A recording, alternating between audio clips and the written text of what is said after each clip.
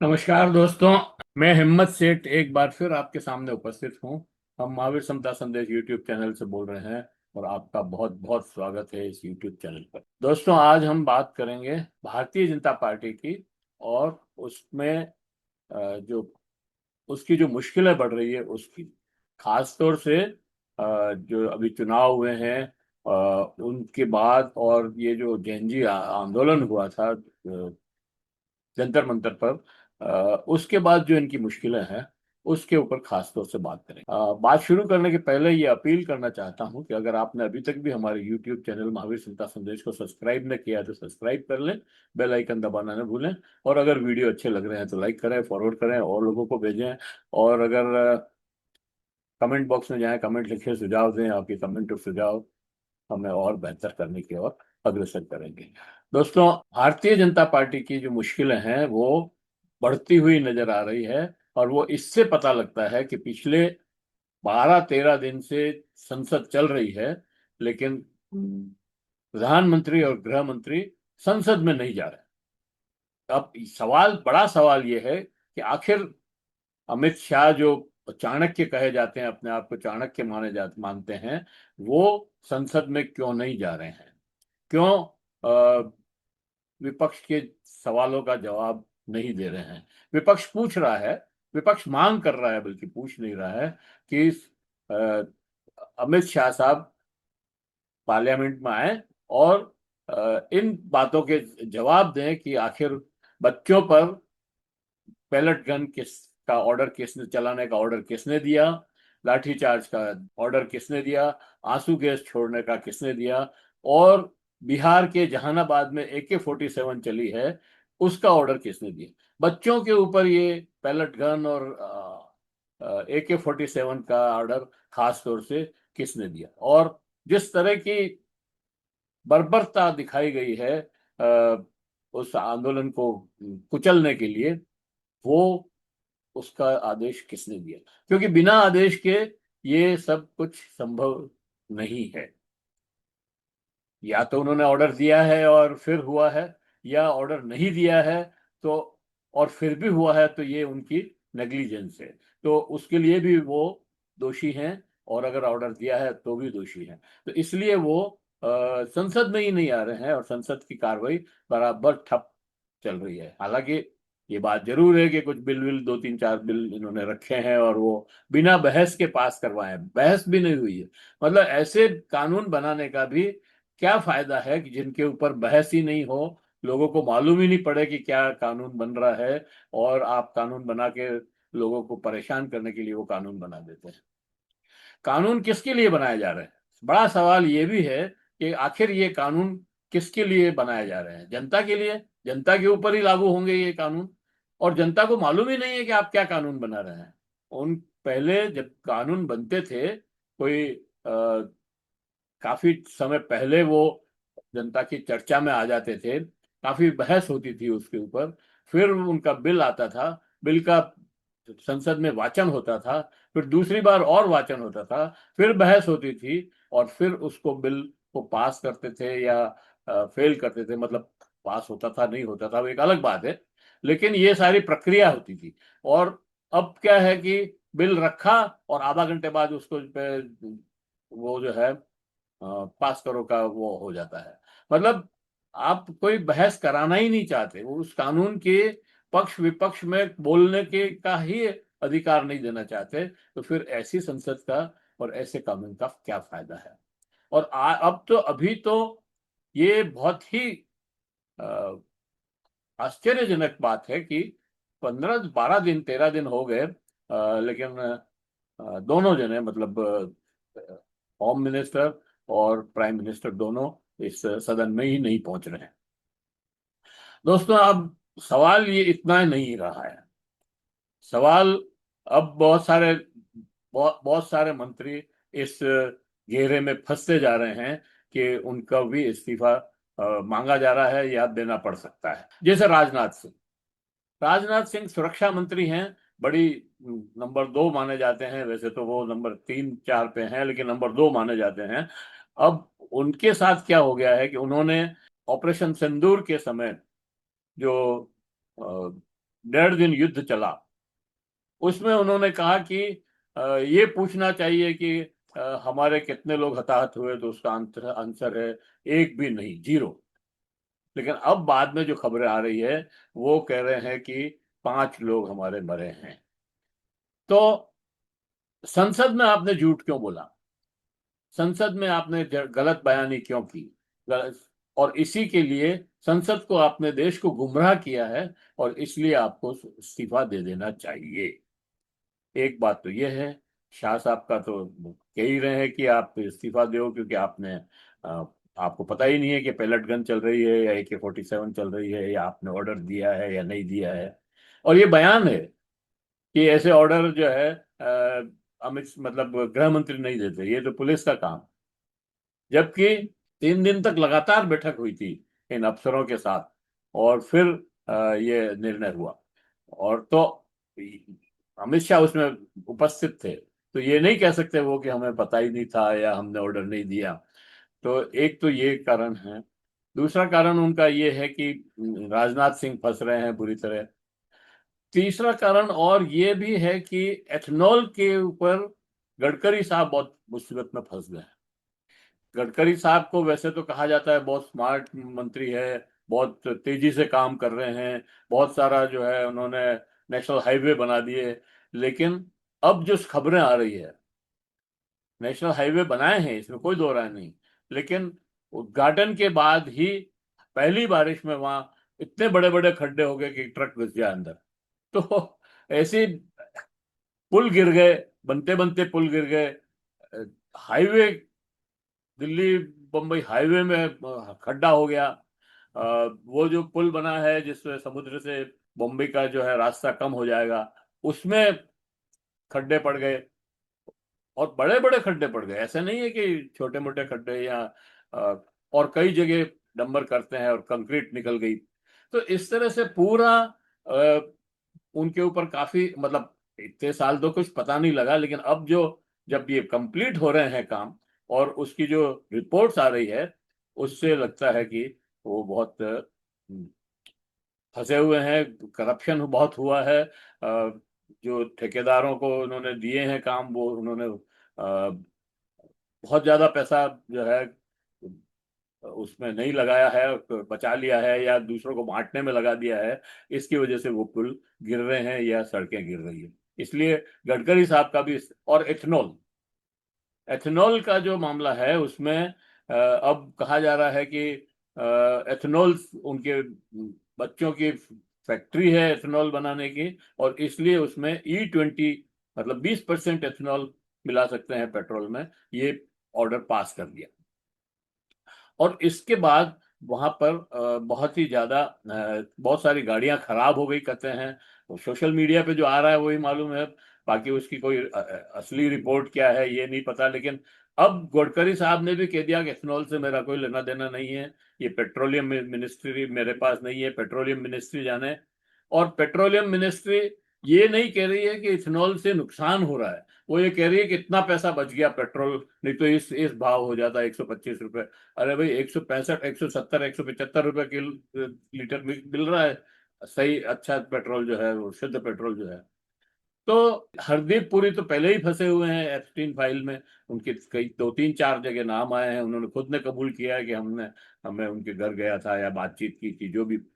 तो हरदीप पुरी का इस्तीफा भी ड्यू है, गडकरी साहब का इस्तीफा भी ड्यू है, राजनाथ सिंह का इस्तीफा भी ड्यू है, और शाह साहब का तो है ही। अब इन सारी परिस्थितियों के बीच में ये 2 उपचुनाव हुए हैं अभी, बिहार में और दतिया में, और गुजरात में 3 हुए हैं। गुजरात का तो खैर वो जीत गए भाजपा वाले, कोई दिक्कत नहीं है। लेकिन ये 2 चुनाव हारने से उनकी टाइट हो गई है स्थिति। बिहार में चुनाव हार जाना बहुत ही ज्यादा शॉकिंग है भारतीय जनता पार्टी के लिए। और वो तो कितने टन लड्डू बनवाए थे, क्विंटल टन पता नहीं कितने, वो जो है ये पड़े के पड़े रह गए। अब कह रहे हैं ये गरीबों में बांट दो, खराब क्यों करो। और सही बात यह है कि नितिन नवीन की जो राष्ट्रीय अध्यक्ष हैं, उनके ऊपर भी एक क्वेश्चन मार्क हो गया है कि वो अपने अपने वार्ड से भी उनके कैंडिडेट को नहीं जिता सके। अपनी कॉन्स्टिट्यूंसी में तो हारे ही हैं, जो 30-31 साल से भाजपा की कॉन्स्टिट्यूंसी थी उसमें भी हारे हैं। सवाल इस पे सम्राट चौधरी पर भी खड़े हो गए हैं, क्योंकि उनकी 6 महीने की जो 6 महीने या 5 महीने जो भी हो, वो मुख्यमंत्री काल में जो जिस तरह का काम हुआ है उससे लोग नाराज हैं। ये इससे इस चुनाव से भी ये दिखता है। और पीके तो पहले से ही कह ही रहे थे, प्रशांत किशोर जो वहां से जीते हैं अभी, स्वराज पार्टी के, और अच्छे चुनाव स्ट्रेटेजिस्ट हैं। वो पहले से ही आरोप लगा रहे थे कि इनके ऊपर हत्या के आरोप हैं, ये तो वहां से झूठ बोल करके और निकल के आ गए जेल से। और वो जो सर्टिफिकेट दिखाया वो न झूठा है। बाद में ये इन्होंने जो एज उसमें इलेक्शन कमीशन के फॉर्म में भरी वो अलग है। तो ये सारी बातें उसमें इंक्लूड है। उसके अलावा भी अ, नीतीश कुमार को जिस तरह से हटाया गया बिहार से, तो नीतीश कुमार कहने को तो ये है कि भाई मैं राज्यसभा में नहीं रहा इसलिए राज्यसभा जाना चाहता हूं। हालांकि कौन मुख्यमंत्री का पद छोड़ करके राज्यसभा जाना पसंद करेगा? ये एक मूर्खता की बात है और समझाने की बात है लोगों को। लेकिन लोगों के समझ में आती है बात कि किस तरह से उनके ऊपर दबाव बनाया गया भारतीय जनता पार्टी ने। और भारतीय जनता पार्टी ने उसको उनको हटा करके उन्हीं के, भारतीय जनता पार्टी का पहला मुख्यमंत्री है बिहार में, और उसके कामों से बिहार की जनता 6 महीने में ही त्रस्त हो गई है। तो उनका भी इस्तीफा अब लाइन में लग रहा है कि भाई इसको भी इस्तीफा देना ही पड़ेगा, क्योंकि वहां की जनता इससे खुश नहीं है। अच्छा, जहां जहां पे भी भारतीय जनता पार्टी ने अपने मन मर्जी से, बिना विधायकों की राय से और बिना किसी वहां की स्थिति को देखे हुए जो पर्ची से सरकारें बनाई, मुख्यमंत्री बनाए, वो सारे ही मुख्यमंत्री इस समय फंसे हुए लगते हैं। चाहे वो मध्य प्रदेश हो, मध्य प्रदेश में मुख्यमंत्री मोहन यादव पे वो जमीनों की हेराफेरी का कितना बड़ा केस बना है। सैकड़ों बीघा जमीन को जो है उन्होंने हाईवे के पास, पहले जहां से हाईवे निकल रहा है उनको मालूम है कहाँ से हाईवे निकलेगा, वहां अपने परिवार के जनों से जमीनें खरीदवा ली, और उसमें अब जो है वो बहुत ही हाई कीमत पर बेचेंगे। तो ये सारा भंडाफोड़ हो गया। मोहन यादव फंस गए। भजन लाल जी को तो एक लाइन बोलना नहीं आता है, हमारे मुख्यमंत्री हैं राजस्थान के, और उनके ऊपर भी बहुत सारे आरोप अशोक गहलोत ने खुली चर्चा में लगाए हैं। और बहुत सारे आरोप जो हैं, और सबकी परफॉर्मेंस दिख रही है कि भाई क्या ये कर क्या रहे हैं यार। अब राजस्थान में तो स्कूलों की स्थिति, शिक्षा की स्थिति इतनी ज्यादा खराब है कि क्या बताएं। कहीं बिल्डिंगें गिर रही है, कहीं टीचर्स नहीं है, कहीं पे यूनिवर्सिटी की पेंशन नहीं मिल रही है। तो सब तरफ जो है एक अराजकता की स्थिति बनती जा रही है, सभी तरफ, सारे देश में। आप भले